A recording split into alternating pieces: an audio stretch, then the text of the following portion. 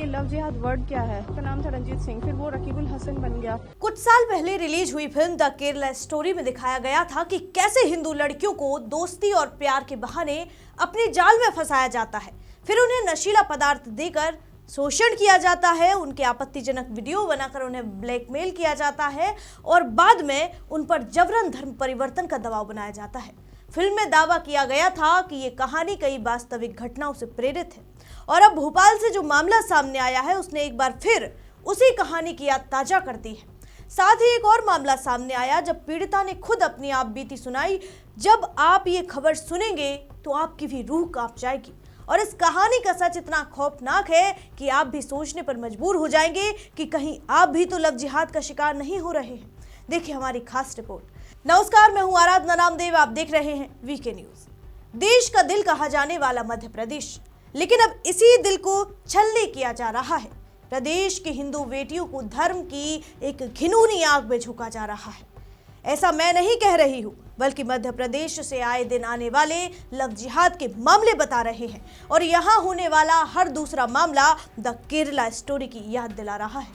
भोपाल का बाग सेवनिया इलाका, आप में से कई लोग इस इलाके का नाम जानते होंगे और इसी इलाके में एक 30 साल की ब्यूटिशियन रहती थी जो छत्तीसगढ़ के मुंगेली जिले की रहने वाली थी और दिसंबर 2024 में 31 तारीख को शाहपुरा के एक होटल में किसी दोस्त की बर्थडे पार्टी में उसकी मुलाकात आफरीन नाम की एक लड़की से हुई।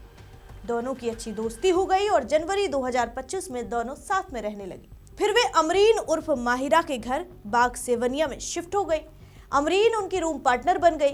बाद में पता चला कि आफरीन ने अमरीन के कहने पर अपना धर्म बदल लिया था और अमरीन के भाई से शादी कर ली और यही सीन हमने केरला स्टोरी में भी देखा था। पीड़िता ने बताया कि अगस्त 2025 में अमरीन का दोस्त चंदन यादव ने बहाने से उसे अपनी बहन के घर बुलाकर चाय पिलाई, नशीला पदार्थ मिलाया चाय में और फिर वो बेहोश हो गई। उसे बेहोश करके उसके साथ बलात्कार किया, फिर बदनामी और वीडियो की धमकी देकर उसे चुप करा दिया। इसके बाद अमरीन उसे छोटे छोटे कपड़े पहनाकर भोपाल के पब और लाउंज में ले जाती थी। वहां अजनबियों से बात करने, मेल जोल बढ़ाने और शारीरिक संबंध बनाने का दबाव बनाया जाता था। कई बार मारपीट भी की गई। नवंबर 2025 में अमरीन उसे गांधीनगर के अब्बास नगर में अपने रिश्तेदार से मिलाने ले गई। वहां अमरीन के भाई बिलाल ने चाय में नशीला पदार्थ मिलाया, उसे बेहोश किया और फिर उसके साथ बलात्कार किया। पीड़िता पर लगातार इस्लाम धर्म अपनाने का दबाव था। बुर्का पहनने, नमाज पढ़ने और नाम बदलने पर दबाव बनाया जाता था। विरोध करने पर जान से मारने की धमकियां भी मिली। आरोप है कि चानू और यासिर नाम के अन्य लोगों ने भी उसके साथ गलत हरकतें की। पीड़िता को अहमदाबाद और मुंबई भी ले जाकर कुछ लोगों के सामने उसे पेश किया गया। जनवरी 2026 में पीड़िता किसी तरह डर और परेशानी से भागकर छत्तीसगढ़ वापस लौट आई, अपने मामा के घर चली गई। बाद में सोशल मीडिया पर एक दूसरी पीड़िता से उसकी बातचीत हुई और दोनों ने अपनी कहानी साझा की। तो फिर 23 फरवरी 2026 को दोनों मिलकर बाग सेवनिया थाने पहुंची। उन्होंने हिम्मत जुटाई और एफआईआर दर्ज कराई। पुलिस ने अमरीन उर्फ माहिरा, उसकी बहन आफरीन और चंदन यादव को अब गिरफ्तार कर लिया है। कोर्ट में उन्हें पेश किया जा चुका है, वो रिमांड पर हैं। बिलाल, चानू और यासिर अभी फरार हैं। पुलिस उनकी तलाश में छापेमारी कर रही है। केस में आईपीसी की रेप, गैंगरेप, धमकी, नशीला पदार्थ देने, ब्लैकमेल और मध्य प्रदेश धार्मिक स्वतंत्रता अधिनियम यानी जबरन धर्म परिवर्तन रोकने वाला कानून की धाराएं लगाई गई हैं और कुछ रिपोर्ट्स में ये भी कहा जा रहा है कि अमरीन और आफरीन दोनों बहनें हैं और ये स्पा और ब्यूटी सेंटर चलाती थी। बाद में ब्लैकमेल और धोखे से लड़कियों को फंसाकर ऐसी गतिविधियां चला रही थी।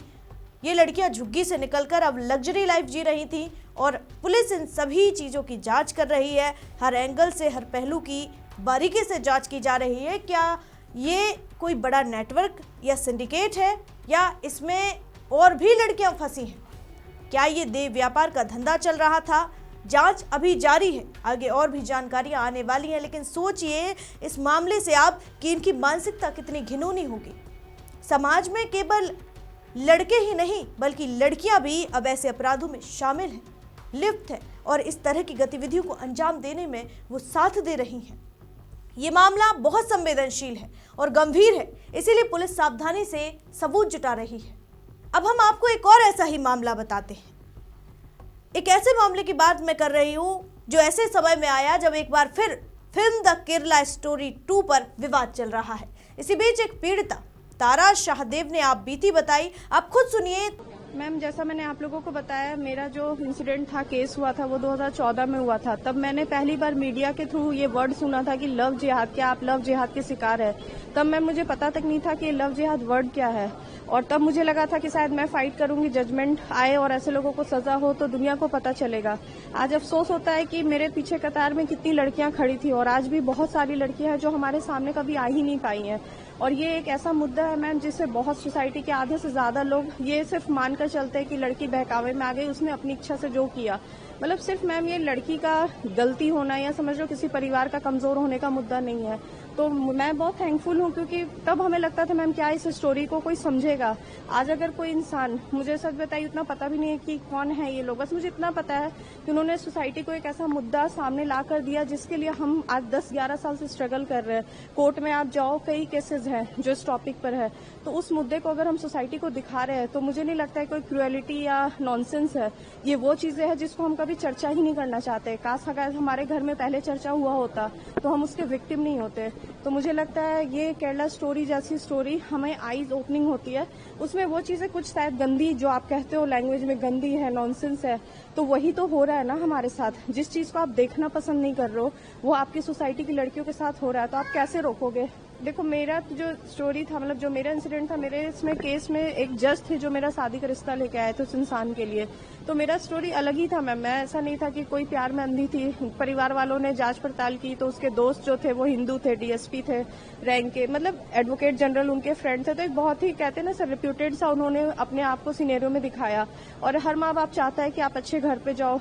फिर जज के ही कहने पे हमारी शादी हुई। शादी के दूसरे दिन ही फिर मुझे उसी जज ने निकाह के लिए बोला, क्योंकि जिस लड़के से मेरी शादी हुई थी उसका नाम था रंजीत सिंह, फिर वो रकीबुल हसन बन गया। फिर वहां से मैम वो स्टोरी, मतलब स्ट्रगल का स्टार्ट होता है जब मैंने फाइट किया। और 9 साल लगे मुझे इस चीज को प्रूफ करने में कि आप सही हो और वो जो है वो किस तरीके से गलत है। ये मामले बाकी चौंकाने वाले हैं। अगर आपके साथ कुछ ऐसा हुआ हो या हो रहा हो तो आप समझिए, जागरूक होइए और किसी पर भी भरोसा करने से पहले उसके बारे में पड़ताल जरूर कीजिए, क्योंकि आपकी सुरक्षा आपकी जिम्मेदारी है। फिलहाल इस रिपोर्ट में इतना ही। ऐसी ही तमाम खबरों के लिए देखते रहिए वीके न्यूज और इस खबर पर अपनी राय हमें जरूर दीजिए। वीके न्यूज, राष्ट्र के नाम।